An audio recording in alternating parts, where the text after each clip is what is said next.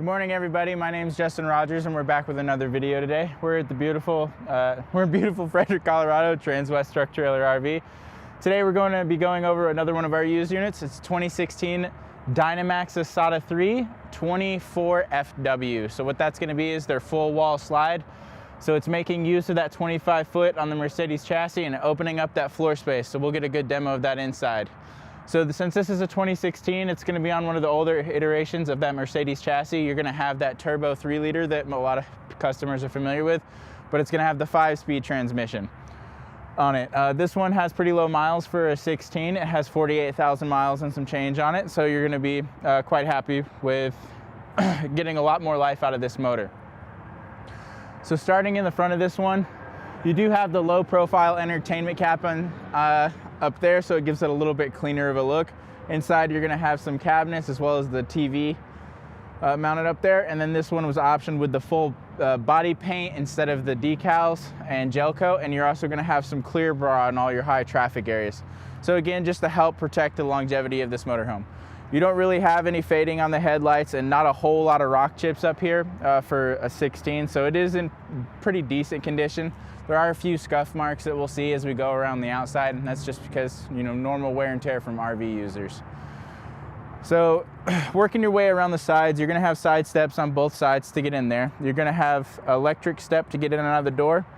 On the left and right sides, you're going to have cameras for whenever you turn your blinkers on, and that'll change on the display inside. They do have them mounted down below the belt line, so that's just going to make it a little bit easier to see down low and make sure you can merge over without interfering with anybody. Above me right now, you're going to have an armless awning. So even though this is an older coach, it does have the arms that tilt in and stay mounted up high, so you don't have the arms coming down. It is an electric, and the light is mounted on the roll itself. So when you push the extend awning, it will roll itself all the way out. It'll look like it'll overextend, but that's sensing the limiter, and then it rotates back to where it needs to be, just so it's at a good angle, and it maintains a good pitch for all the rain. So inside the door, you're just going to have your double step here, going to be plastic and metal in here, just so it's a little bit easier to clean. Your batteries are going to be stored under those entry steps. You do have 2 deep cycle AGM batteries in here, so that's just going to give you a little bit more electrical capacities, and your generic screen door for this one, and then a window in the door, so just a little bit more natural light to brighten it up on the inside. Continuing down the side, you'll have a grab handle here. You're going to have frameless windows, so you're going to get a little bit cleaner aesthetic on the exterior. You'll have continuous hot water right here. The vent for your fridge and your furnace are all going to be on this side. Down below, you'll have a storage compartment to access your propane tank. So this will be where you do fill and turn on and off your propane if you need to. You're going to have your first compartment of, I think, 3 total, 1 on this side, 2 on the other. So this compartment is going to be a composite material. It's called rotocast. So essentially they stick beads inside of a metal container. They heat that metal container and then spin it around so it forms to this mold, and then they cut little drain holes in it. That way you can literally rinse it out with a hose and just clean out this compartment. It makes it very easy to maintain and keep nice. In here, you're also going to have a pure sine inverter, one of the first iterations of it, so you're going to have a little bit of technology there. When you have that inverter on, you're going to have a little bit of power on the inside, maybe a couple outlets and stuff that you can use without being plugged in or having that generator on. A little bit further, you're going to have an exterior TV mount, Dynamax or Forest River. You can buy these mounts from them directly. Put a TV out here if you need it. You'll have power and cable here. The badge right here means this is equipped with a Hellwig sway bar, so that's going to give you a little bit better stability going down the road or winds, anything like that. It's going to make it a little bit more comfortable for those longer drives. This compartment right here is going to be an LP quick connect, so you're going to have access to, like, if you want to have a little outdoor grill.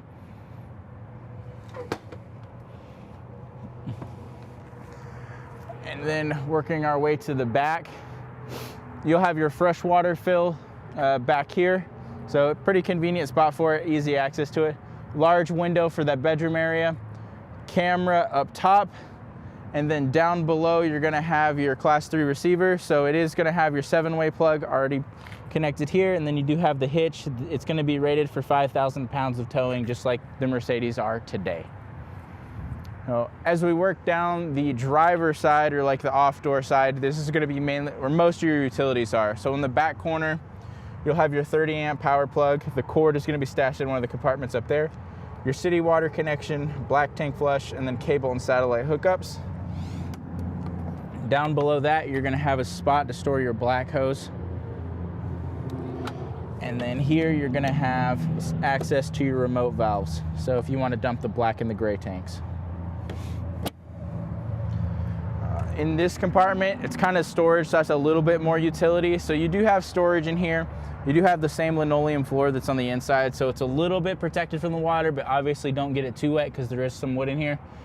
You're gonna have a hot and cold outdoor shower. You're gonna have a GFI protected outlet in here, and then you'll also have a valve to rotate for where your water is flowing, whether it's filling up the tank or pressurizing the city water lines.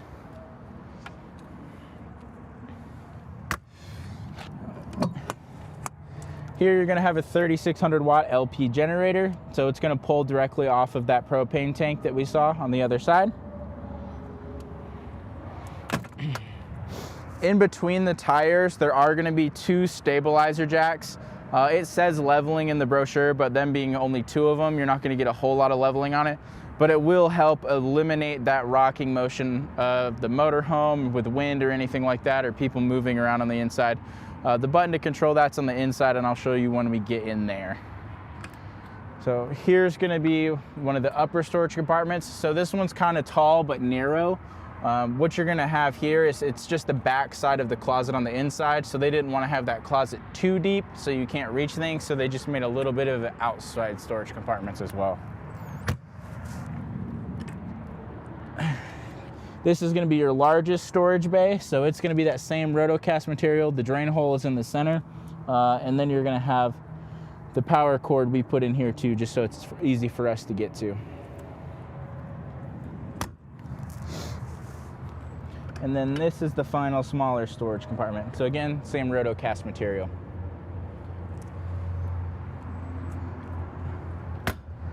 In the driver door, you're not gonna have a whole lot going on here just because it is an older chassis.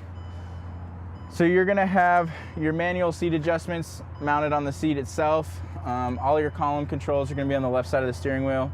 You're gonna have a battery boost right here, manual lights, and then you'll have electric mirrors and windows controlled, or window switches on the door itself. So that'll be kind of it for the cockpit. We'll cover the rest of it once we get to the end of the video.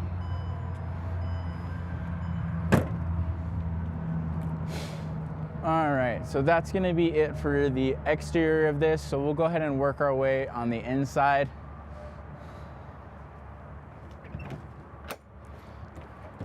Okay. So inside the motorhome, right as you come in, you're gonna have most of your controls right here. So you'll have your different entry lights, your battery disconnect, step controls. This does have 12-volt tank heaters just to give you a little bit of extended season time on here. Your awning light switch and awning controls are gonna be down here below. Generator, start and stop is gonna be here. The hours for it, I think this one has about 46 or 47 hours on it, so it's pretty low hours. But that doesn't really affect an LP generator all that much because it can't gum up like the gasoline or diesel ones. Water pump controls as well as the water heater, and then all your different tank levels are going to be here as well, and then a battery gauge. You do have a solar controller in here. I think this one has 200 watts of solar on the roof, so it was an option that they had. This one seemed like it was pretty optioned out for its time. So a lot of that technology is still useful today, even though, you know, it's 9 or 10 year model years old at this point. All right.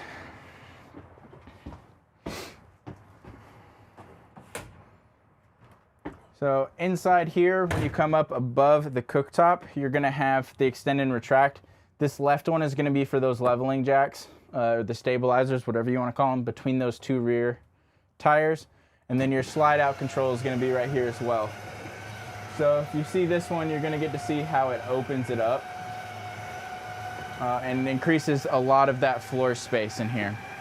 So there's a couple variations of that full wall slide. The most commons are where you have a true Murphy bed, or you'll have like a flip over bed. When you have this flip over bed, you usually have a lot more storage in the bedroom right here. So that's, or in the middle. So you'll have a lot of that. So to convert your bed over, it's as simple as let the slide out and then just flip the mattress over and then just make sure it's in place. And that's it, and you have the ability to be able to walk around it. Okay, so we'll start in the living area and work our way around here. So you do have a U-shaped dinette in here. The table is removable. It does have a pole in the center. Underneath each of the cushions, you're gonna have a little bit of storage in there, not a whole lot, and it's not very easy to get to since you gotta pull the cushion out of the way. But feel free to put whatever you want in there, blankets, extra items, anything like that. You do have seat belts on this side. So if you wanted to bring any additional people, you can. And one of the cool things about these cushions is it does have the cup holders built into these corners right here. So you can put a drink on each of that side and not eat up some of your table space. Over here you'll have USB and outlets, and then like we talked about, outside the frameless windows screw out, so you can leave them open while it's raining, get a lot of ventilation, and not have to worry about any water, rain, debris coming in through that window. The blinds itself, they do have the blackout roller shades in here, so again, just a nice little feature that they had, especially on an older motorhome. You'll have a side opening window on that side of the dinette, so again, just a little bit more ventilation in here. Moving on to the storage inside or next to the dinette and between the bed. This is going to be the majority of your storage. So you'll have 2 large cupboards here. Feel free to break it up how you want to, or put little shelves in there, or any of those like stacker things that you can put.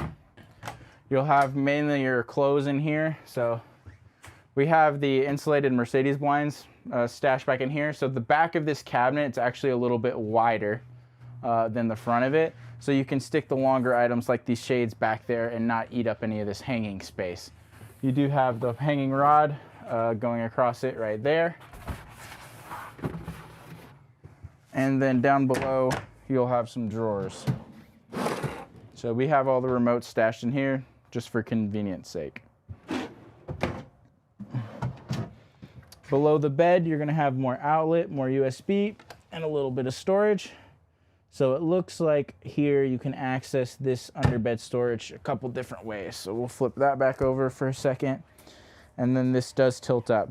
So you do have the cushions in here to convert that dinette into another bed. So if you want to bring a guest or two, you can put them on there, since this one was optioned with that entertainment cap. And then on the other side of this bed, you don't really have to see it because you saw it over there.